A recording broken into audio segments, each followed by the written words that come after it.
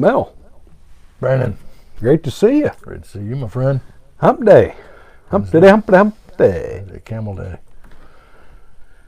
Indeed. So this is episode 49. 49. Yeah, it's just, it's getting We're getting there. About 49. Getting there, baby. About 49. I had to see 49 again. Yeah. Hope I never make it. Yep. So how'd your week go? You ready for a beer? So, yeah. This no shit, I am ready for a beer. Fat tire. He's having a fat tire. I'm having a Breckenridge vanilla porter. Pretty good. If you like porters. Like Colorado. Fat tire's Colorado. Amber ale. I like porters. Porters are good. Yeah, it's a great Amber beer. ales aren't bad. Amber ales are not bad, but nothing like a nice suds at the end of a hard day. Something simple. Yeah. I tend to drink Bud Light, Budweiser. Bud Light. Kind of like go to America's favorite beer. Most popular beer in the world. Oh, just beyond America. Well, it's what's popular in America is popular in the world. As it should be. That's a fact. That is the fact. That's a fact, Jack.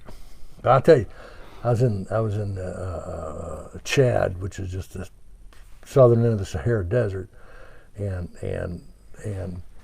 there in the sand was a sun-bleached can of Budweiser. Of course there was. We're in the middle of nowhere. I mean, nowhere.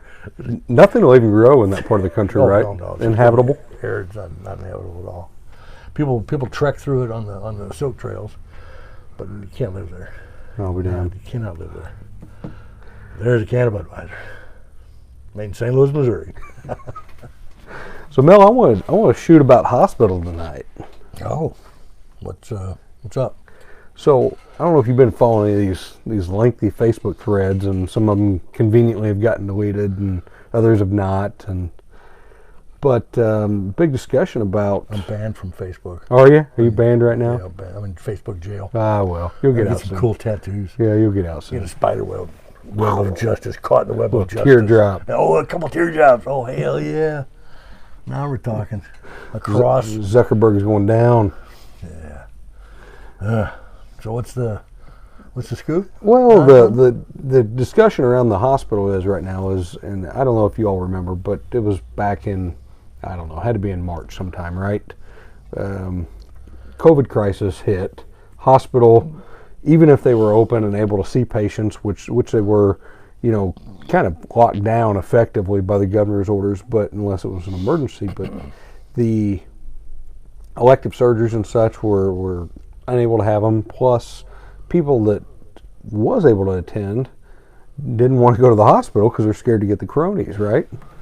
And so the revenue for the hospital, which had been Jeff Bowman, the CEO, had been doing a substantially better job than we've seen in years past, and really on the right track for turning this hospital into the right direction. Well, he had. Oh yeah, he absolutely had. In the right direction. It was absolutely. And the revenue really fell off because of elective surgeries going down, people not going to the hospital. So the pandemic stopped the hospital cold dead in its tracks. Basically, You got a booming, going Jenny here.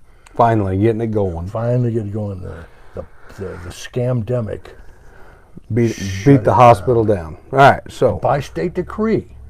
That's true too. So the fear was not just a wanton fear. It was actually set upon. The fear was actually fear-mongered by the state, by the federal, by the world, by the global. Governor Kim Jong-Kelly shut us down. But anyhow, so it's because of her haircut. of course it is. And her actions, everything. So we shut down the whole country. Ultimately, every business across the country pretty well was affected financially, hospital included.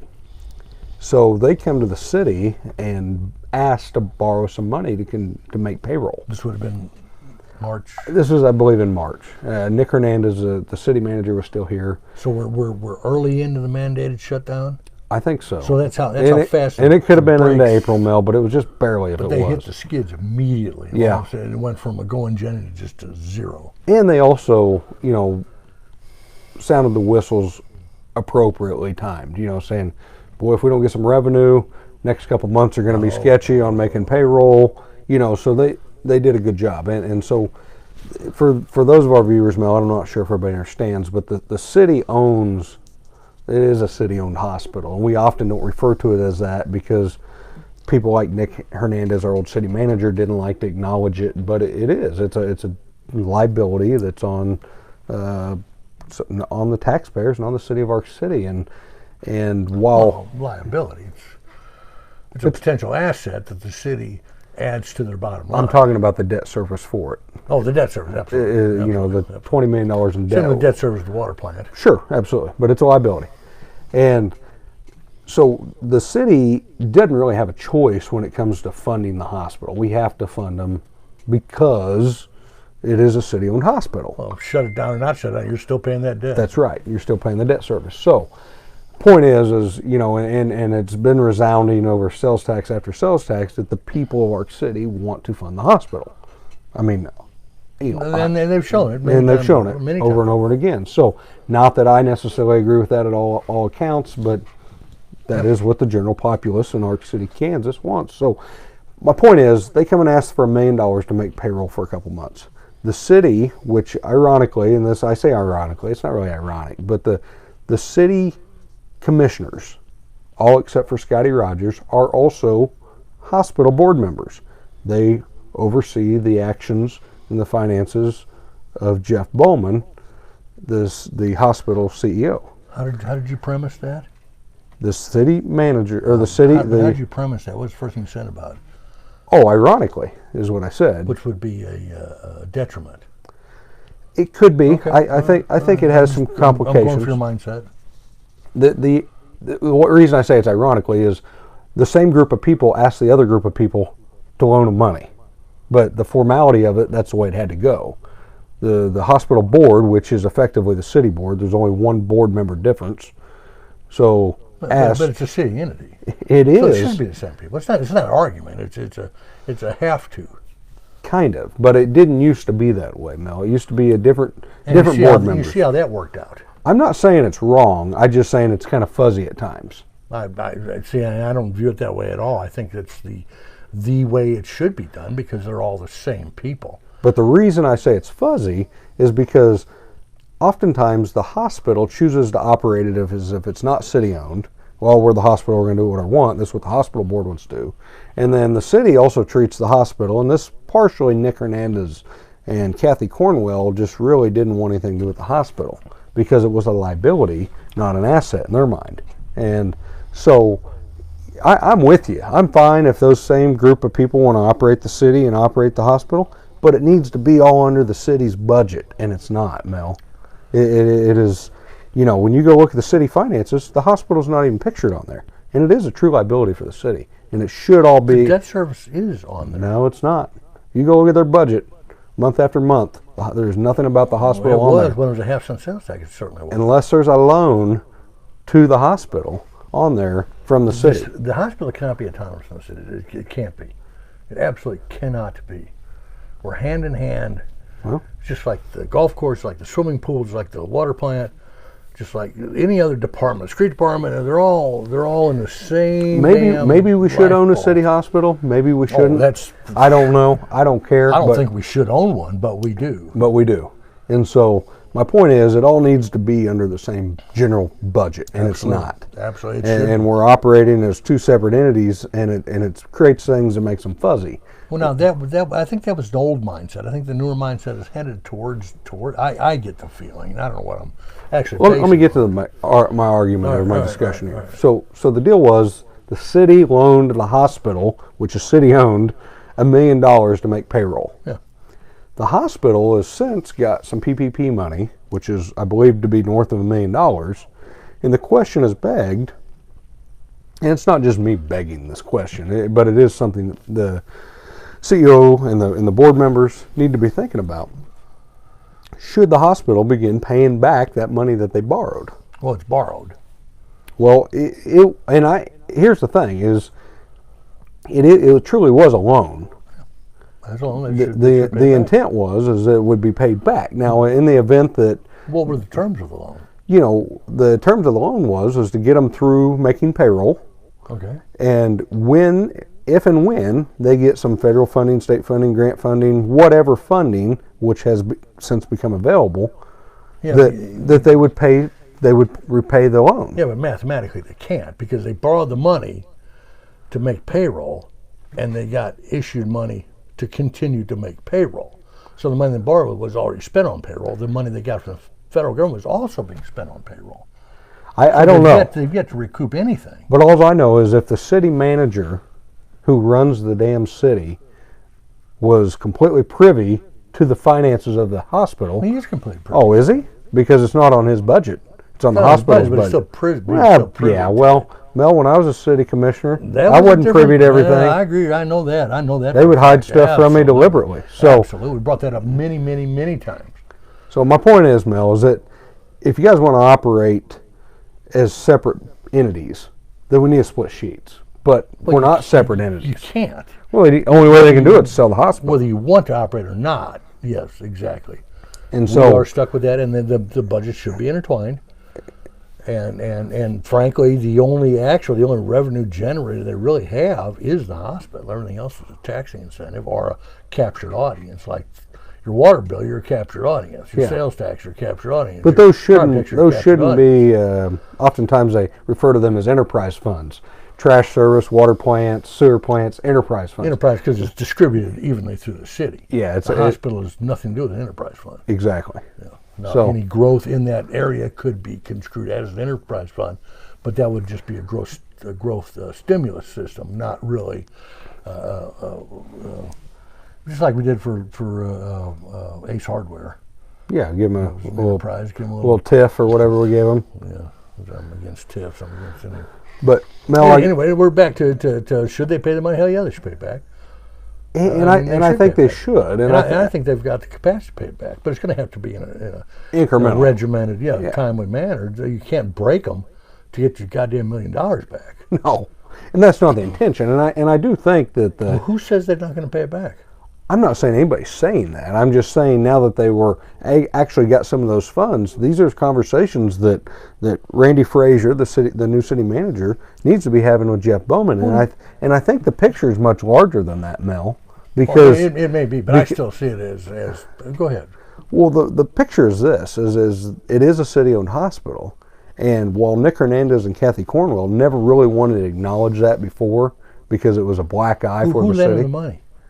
The city commissioners, under Nick's reign or under Nick's reign, and he wasn't exactly for it, but I think the city commissioners did the right thing, loaning them the money. I think we had no choice, and we had no choice. But I mean, but their ability to pay it back, I think they have shown the ability, but I think their credit risk has gone up gone down substantially. You know, their credit risk at one time was a junk bond, C rating, Moody's rating. I think it's up to. And we paid for that. We're up to a B plus. B plus now. Okay, so their viability is coming around, but as far as paying it back, they're paycheck to paycheck, just like anybody else is. We're all paycheck to paycheck. Unless you get some slush fund, you're drawing out of it, but you're still essentially same. But you're paycheck to paycheck. So if they're paycheck to paycheck, their paycheck gets cut off. They get $1 million from the city, and then they get whatever they got in their PPP fund. But they still haven't generated any money. All they're doing is making payroll, so they have no. I agree, and I agree. And some people don't acknowledge that because you still have all your other. Just because you're making payroll, you still got to make. Pay your light bill. All the other things, vendor fees and everything else you're paying on top of that. Yeah, it's very very shallow to think that payroll is your only expense. So while this is a interesting topic, I do think it's an opportunity for. Bowman and Frazier to get together and re-examine our relationship as a city-owned hospital with the board and the trustees, because it really shouldn't be this complicated. Well, it could be complicated, but it'd be a conjoined effort, and not this I'm against you. Well, this is a lot of what's been happening. A lot, and it's not working. And not only the push-pull aspect of it, but the finger pointing and just, dear God, we're on the same goddamn lifeboat in the same ocean. We're all going to drown together. So unless you got an oar and you're paddling for all you're worth, and we're doomed anyway. Here's where the line in the sand's got to be, though, and this is why I think it's important for them to pay that money back, is because there's plenty of other infrastructure issues. Even your wage disparity that you're always speaking of in the city. That too. Excellent. That's a great lead in. So what is actually important. So, thank you. But if we just voluntarily dump $1 million into the hospital, and whether I use the word squander or use or consume, they take that extra $1 million. Well, right now the citizens of this city have, while they have granted to approve a sales tax to fund the hospital, that's where they want it to stop. They didn't approve to give the hospital any more money. Well, that's not true because they didn't put an end date on the sales tax. So I was against that sales tax day one. That is bullshit. And the reason was what we're talking about right now. So if the hospital does do well, they're still getting the damn sales tax. So what do you do with it? You piss it away like they are to, and all of a sudden they're flush with money so we can spend what we want, how we want. Sales tax are a bad idea. Point is, if we just forget about giving them that $1 million and forgive it. Can't do that. That's a road that never gets fixed. That's red pipes that never get fixed down in and all the little things. And it's just, and I'm not going to sit here and argue between departments. The hospital people are going to die because we didn't have the right fire truck or blah blah blah blah blah. I don't give a shit about all that. My point is, we had an agreement. Let's stick to it. Yeah. And if it's agreement to pay it back, you pay the debt. And it should never have been a gift anyway. You've got to make people accountable for their actions. This hospital, the hospital Mel, can't make it. The CEO needs to step down, and the board needs to step down and say, we can't make it. I haven't finished raising my kids. Mine are still young. But this screams as an example of a kid that moves out of the house and they left their dog behind. Yeah. You're still paying their car insurance. You're still paying their cell phone bill. Yep. And all of a sudden, they are now on their own, and they're making as much money as their parents, and their parents are still paying their way. And your generation screwed this up, by the way. Baby boomers are too damn soft. We gave you too many opportunities. Yeah, you really did. You too damn many opportunities. You know what's wrong with my grandkids? Their parents. Well, we got to go. But there's a lot of your analogy is 100% correct. What you said, you explained it to a T. When you break the rice bowl, you break the rice bowl. That's all there is to it. And you've got to stand on, be on your own, and you got to be good for your word. If they borrow the money, they should pay it back. The terms of the payback have to be something they can live with, because if you break them on the payback, you the first day, and you accomplish nothing. Yep. So. In fact, you actually went backwards. Mel, is that all we got to talk about? We got to go. Talk about any. I want to talk about something on our next episode. We'll do another one. All right. What's it going to be? I don't know. Let's talk about the. Here we go. Is this about the NASCAR? Bubba. So funny. Is this about Bubba? Yeah, it would be about Bubba. The whole thing. Everybody's so damn fragile. My God, they're just looking for a damn excuse to tear shit down, to burn shit. Despite all the FBI's investigations, you know what they didn't find in his locker room there? A trophy. A trophy.